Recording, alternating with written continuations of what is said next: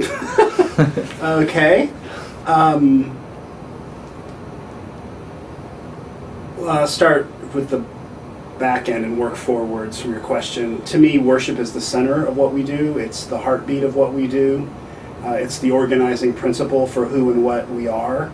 And to me, it's like, literally the image of a heart, where it's what moves the blood. It's coming in, the energy's coming into worship on Sunday. It's where it gets kind of palpitated and it moves out into the ministries that happen all during the week. And I see it sort of as the monastic rhythm of oro et lavoro, work and pray. We do it weekly, where they do it several times throughout the day. So for me, worship is the most important thing that we do. It guides everything, it feeds everything, and as the pastor, it's that which I'm most attentive to. As far as planning worship, we're a liturgical church. We follow the liturgical calendar, and being a larger church with a lot of moving pieces that intersect into worship, one of the things that I had to learn when I came here was that planning was not 2 months out. It was typically 6, 7, 8 months out. So, and that's always a bit of an odd feeling, because when we're in Easter, I'm kind of in Advent in my planning modes and thinking about, okay, what's Advent going to look like? And everyone's like, oh, the Easter Bunny and Jesus is coming. And so that's a bit of a disconnect. But it's important here because the music, the choir, the performative aspects of music are contemporary folks that plan that worship service. It all needs to come together, and if we're not far enough ahead, then it just kind of, I think it'll be a train wreck. We haven't had that yet. But it's been a good discipline for me, as far as kind of creating space between what's coming this Sunday and being attentive to what I would consider sort of those bigger liturgical flows in the life of the church.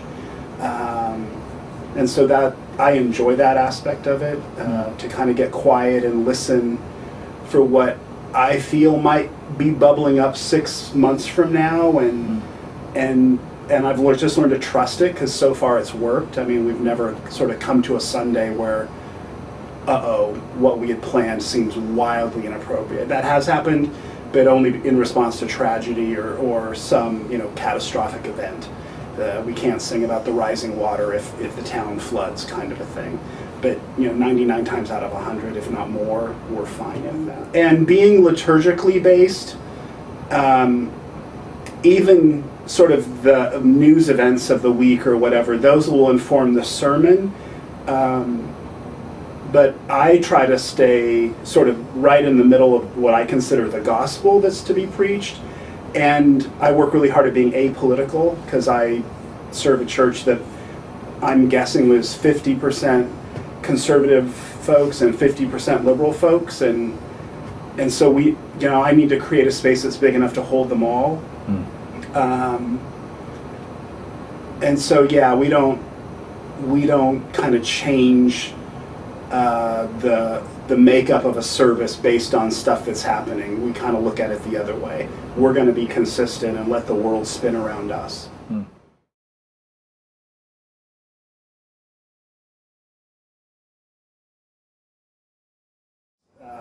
And I feel like my job is to tend the margins of that, and the center. And so I spend time at the middle and then back at the periphery of it, and just kind of back and forth.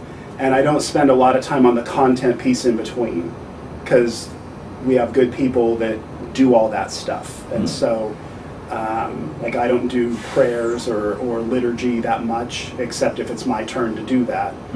My focus is more on, again, sort of the energetic spirit flow of the congregation. Where is it going, and how do I shepherd that energy in our worship life? Because to me, and I don't know if I learned this or it's my bias or whatever, but for me, preaching and worship, but particularly preaching, but worship too, it's about shepherding the energy. it's not about information at all for me. It's all about the energetic dynamic that this congregation is experiencing from week to week to week, and nurturing that and sustaining that and nudging it as best I can, every now and then saying stop, hard left or hard right. But that, again, that's a really, really rare kind of thing.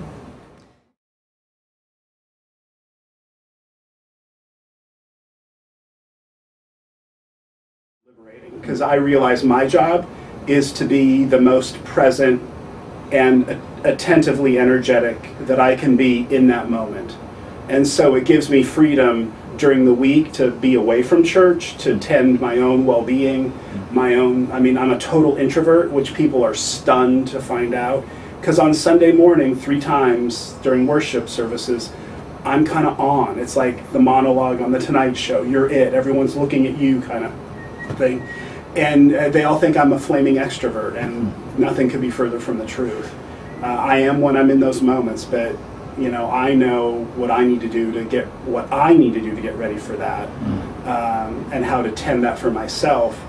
And again, feeling like that's the most important thing that I do for the congregation, I know that I need to also, that's the most important, getting ready for that is the most important thing I can do sort of in my job. I mean, it's the number one thing for me during the week. It's just kind of getting ready for what's coming on Sunday.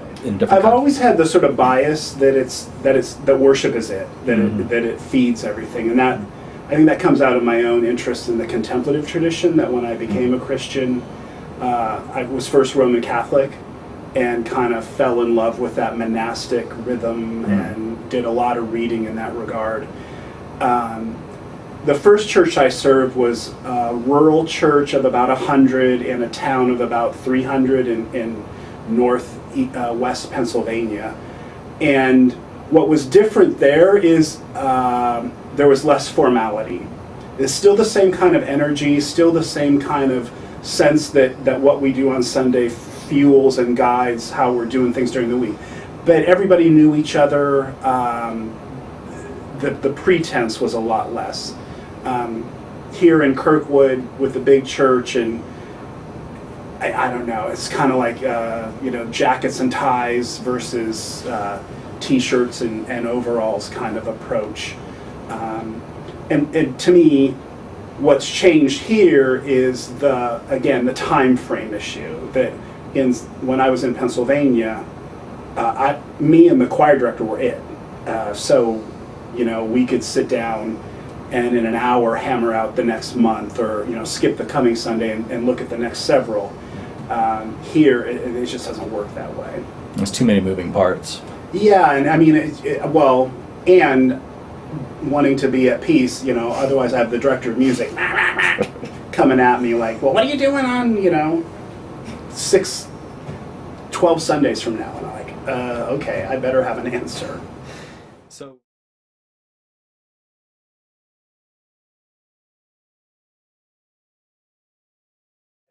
I look at preaching as a spiritual discipline. So I know the texts that I've chosen. Typically there's 2 readings each Sunday. And when on Monday of the week coming, I begin by sitting with those texts and sort of like, okay, here's what those texts are. And then move from there, kind of move forward into the week. So, and because I don't ever write out my sermons, content is just, and I know this sounds insane, but for me, content is secondary to energy and presence. I kind of trust that when I stand there on Sunday, the 6 pieces that I need to have a good sermon, they're there with me. And I don't ever write them out because I don't ever worry about how I communicate those, because to me it doesn't matter. The content part. What matters is am I connecting with people? Is there eye to eye? Am I reading them? Are they with me? And that sort of flow that can happen. To me, that's more important than the content. And I'm an aberration in that. I do not know many colleagues who stand in the pulpit with nothing in front of them. And most that I talk to, and I was that way initially, they're terrified. Do you encourage people who are terrified to try it? No. No. I think it's a learned approach. I think you can create distance from the manuscript by how, like I learned early on, nothing that I have with me ever, including the biblical text, is written as prose. I turn everything into a poem, because then my cadence is different. I know where to breathe, where to stop. I create a lot of space. Sometimes I'll go in with what I call a storyboard, where I've got the 6 ideas, kind of, oh, do this first, do that, do this, do that.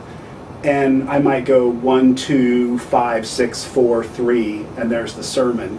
I've got all the points. I didn't do them in order, but luckily for me, I got 2 more tries on that Sunday to get the order right, But I don't know. I mean, I think what matters to me is whatever's most comfortable.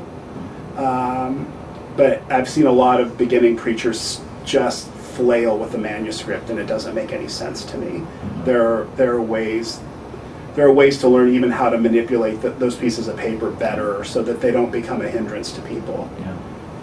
But whatever's authentic, to me, that's what matters. If you're a really good writer and your sermon transcripts, they just flow and it makes sense, and you're like, wow.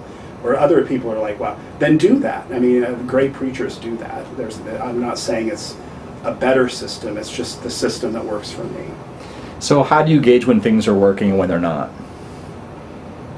Well, there's this weird inverse. When I think things are working, I'll often get some feedback that, and when my wife has this joke, if she asks me on Sunday morning, so do you have a sermon? And if I say to her, oh, geez, I don't know what I'm going to say, she's like, well, those are usually your better sermons. I guess I have enough of an ego. I think it's always working. I don't know. I don't worry about it not working. I know there are times when I'm tired. I know there's times when I haven't spent enough time getting ready. And when you preach 3 times a Sunday and 45 Sundays in a row or whatever, that's going to happen. And I just sort of trust that it's okay. Yeah. I don't try to do great every Sunday. I want a decent sermon. And if it's been if I've spent a lot of time in the hospital with people or something's going on, it can be a downright shitty sermon, and that's fine with me, because that's life that week. Yeah. And I'm not gonna not preach, but I'm not gonna, beat myself up over not having it be spectacular every Sunday. But I'm very mindful that it's important, so if there is a Sunday where I think, I'm much more attentive the next week, like, okay, so there's that rhythm. Yeah. I don't have objective markers, because after you've been in a church, I've been here 9 years, best sermon ever. I hear that 20 times a Sunday after each service, so 60 times, and I know that it's complete BS. It's just the people telling me they love me and they're thankful, and it's sort of the white church's amen or talk back kind of a thing. Mm-hmm.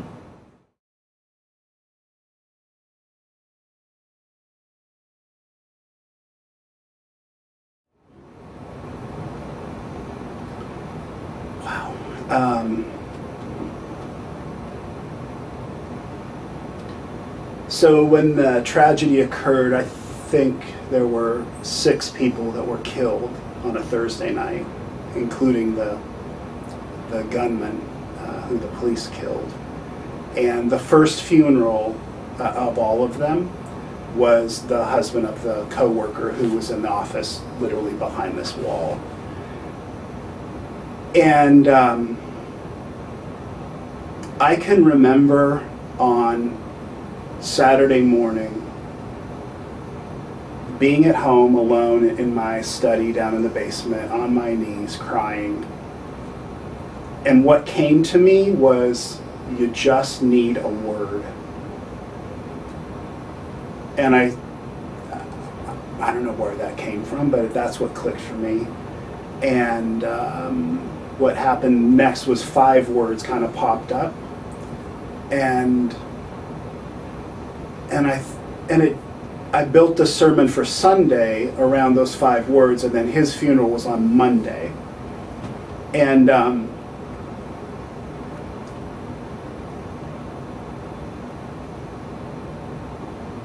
sitting in that chair before I got up to preach and looking out, I think there were 1,000 people jammed into the sanctuary. I mean, it was packed like no one has ever seen it packed before. And to be the one who has to stand up in the midst of all of that and find something to say,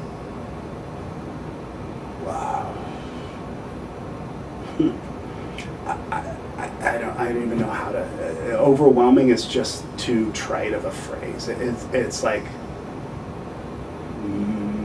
kind of getting. And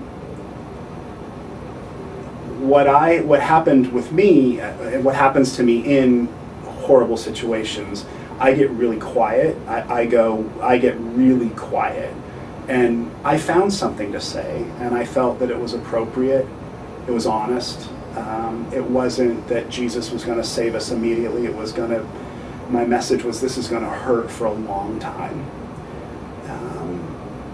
And we need to let it hurt, because we need to let it, we need to live with it. We don't need to bury it. We don't, et cetera, et cetera. And what happened, and this is the weird part about ministry, and especially ministry in tragedy, that moment, and I wouldn't say it was just that moment, but that event and living through it, totally changed the trajectory of my ministry here, and working with the disaster folks later, because I didn't even know they did that kind of work until they showed up in my office the day after the shooting. And I was stunned, like, why are you here? We haven't had a flood. But they were very helpful, and since then I was able to go to some places and offer that kind of ministry. But what it did is it totally legitimated my presence here as the pastor. I mean, it took me, because I came here as a 42-year-old snot-nosed nobody from Washington State, and most of the people I was dealing with had grandkids that were older than me, or like their kids were in their 60s, and in a suburban church like this, they're mucky muck CEO types, and so when I first came, there was a lot of like, who do you think you are? You don't know anything, blah blah blah. You're too young. Oh my God. And in an instant, it all went whoom.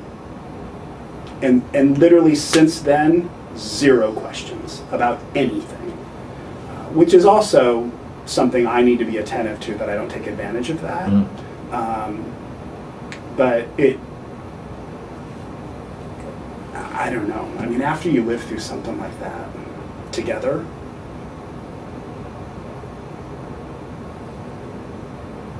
you're together, and it welds you together.